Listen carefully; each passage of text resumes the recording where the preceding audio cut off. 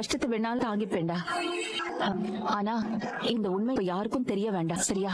கொஞ்ச நாளைக்கு இப்படியே இருக்கட்டும். எதுக்கு சொல்றாங்கன்னு புரியுது இல்ல. பெரியமா இவ்வளவு பெரிய தியாகம் பண்ணது நாம அதுக்கான மரியாதை கொடுத்துதான் ஆகணும். இங்க பாரு, இந்த ரகசியம் வேற யாருக்கும் தெரியக்கூடாது. சரிம்மா, சொல்ல மாட்டேன்.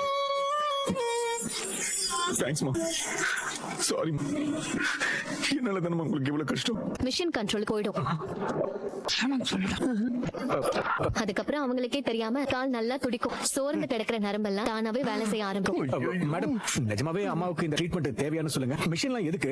அப்பப்ப காலை பிடிச்சு விட்டு ஒத்தரம் கொடுத்தாலே குணமாயிடாத மேடம்? எதுக்காக அவங்க காலில் இவ்வளவு பெரிய மிஷின்லாம் வச்சு ஃபோர்ஸ் கொடுக்கணும்? அம்மா பாவம். நீங்க அம்மா மேல இருக்கிற ஓவர் பாசத்தினால ரொம்ப பயப்படுறீங்க மிஸ்டர் அன்பு.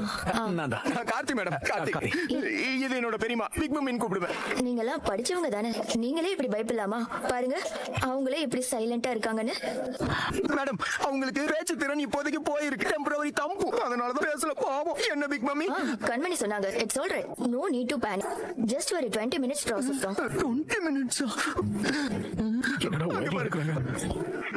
என்ன மிஷன் இது? என்னவா? இப்பதான் யோசிச்சேன். மனுஷனா நீ எல்லாம் 24 மணி நேரமும் உன் நல்லதுக்காக மட்டுமே யோசிக்கிற இந்த தம்பியா, அருமை தம்பியா, இப்படி கரண்ட் ஷாக்க வச்சு கொல்ல பாத்தியடா.